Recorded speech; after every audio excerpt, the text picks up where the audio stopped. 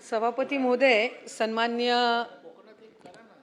वरिष्ठ सदस्य आदरणीय प्रवीण भाऊंनी माणगावच्या क्रीडा संकुलाच्या संदर्भामध्ये या ठिकाणी प्रश्न उपस्थित केलेला आहे। मला आपल्या माध्यमातून त्यांना माणगाव हे मध्यवर्ती ठिकाण आहे, दक्षिण रायगडच्या दृष्टिकोनातून हे अतिशय महत्त्वपूर्ण आहे आणि मधल्या कालावधीमध्ये बहुतांशी तालुक्यामधले क्रीडा संकुलाचं काम हे त्या ठिकाणी पूर्ण करण्यात आलं। मग त्याच्यामध्ये श्रीवर्धन असो, तळा असो, अगदी रोहा असो, मसळा असो, त्याच वेळेला माणगावच्या क्रीडा संकुलाची इमारत सुद्धा मंजूर झालेली होती। 2020 मध्ये आलेल्या चक्रीवादळामध्ये ते नादुरुस्त झालं। त्याच्या लगतच्या क्षेत्रामध्ये खरं तर विभागीय क्रीडा संकुलासाठीची जागा ही आम्ही क्रीडा विभागाला हस्तांतरित केली।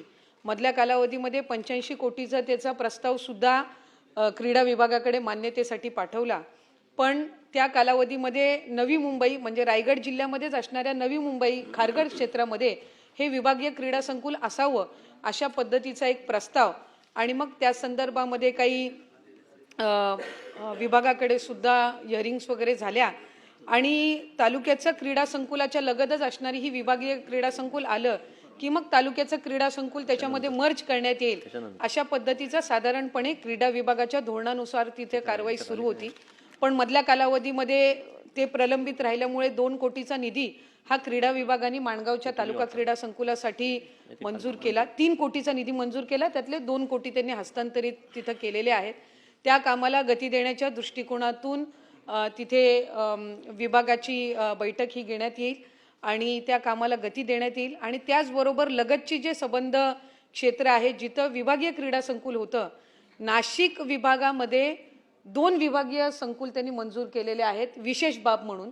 त्या पद्धतीचाच प्रस्ताव हा कोकणासाठी जरीही खारघर नवी मुंबई क्षेत्रामध्ये विभागीय संकुल येत असलं तरीही उपविभागीय संकुल अगदी स्विमिंग पूलच्या फॅसिलिटी सहित आणि क्रिकेटच्या फॅसिलिटी सहित हे माणगावमध्ये द्यावं या संदर्भातला स्वतंत्र प्रस्ताव हा तयार करण्यात येईल आणि तत्पूर्वी हे तालुका क्रीडा संकुलचं काम हे त्या ठिकाणी वर्षभराच्या आतमध्ये करण्यात येईल। पोलादपूरच्या संदर्भामध्ये सन्मान्य सदस्यांनी या ठिकाणी हे केला। खरं तर गेल्याही वेळेला तालुक्यातून जागेचा प्रस्ताव हा आम्ही मागवण्यात आला होता। तिथं काही विभागाची जागा आहे ही क्रीडा विभागाकडे हस्तांतरित करून तिथं तालुक्याचं क्रीडा संकुल बनवावं। प्रवीण भाऊ, आपण त्यामध्ये पुढाकार घ्या। सन्मान्य मंत्री महोदय, विधानसभेचे तिथले प्रतिनिधी भरत शेठ सुद्धा आहेत, आपण त्याच्यामध्ये पुढाकार घेऊन जागा उपलब्धता दिली तर त्याची मंजुरी सुद्धा यंदाच्या वर्षी क्रीडा विभागाच्या वतीने ही त्या ठिकाणी केली जाईल।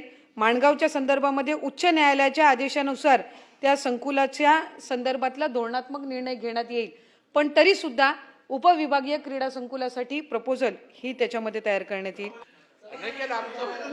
माणगावच्या तालुका क्रीडा संकुलाबद्दल 3 कोटीचा निधी हा त्या ठिकाणी मंजूर आहे, त्याच्यातला 2 कोटीचा वितरित झालेला आहे आणि मी मगाशी त्या संदर्भामध्ये उत्तर देताना म्हटलं की त्या संदर्भामध्ये तो 2 कोटीचा निधी जो वितरित झालेला आहे त्याच्या नियोजनाच्या संदर्भामध्ये आणि लवकरात लवकर काम सुरू होण्याच्या दृष्टिकोनातून त्या संदर्भातली एक स्वतंत्र बैठक आयोजित केली जाईल। 24 एकर जागा ही क्रीडा विभागाला माणगावच्या विभागीय क्रीडा संकुलासाठी हस्तांतरित केलेली आहे आणि सन्मान्य उपमुख्यमंत्री महोदय, खात्याच्या मंत्री आदरणीय सुनेत्रा काकींच्या दालनामध्ये त्या संदर्भातली सुद्धा एक स्वतंत्र बैठक आयोजित करून त्या विभागीय क्रीडा संकुलाला गती देण्याच्या दृष्टिकोनातून पावलं उचलली जातील।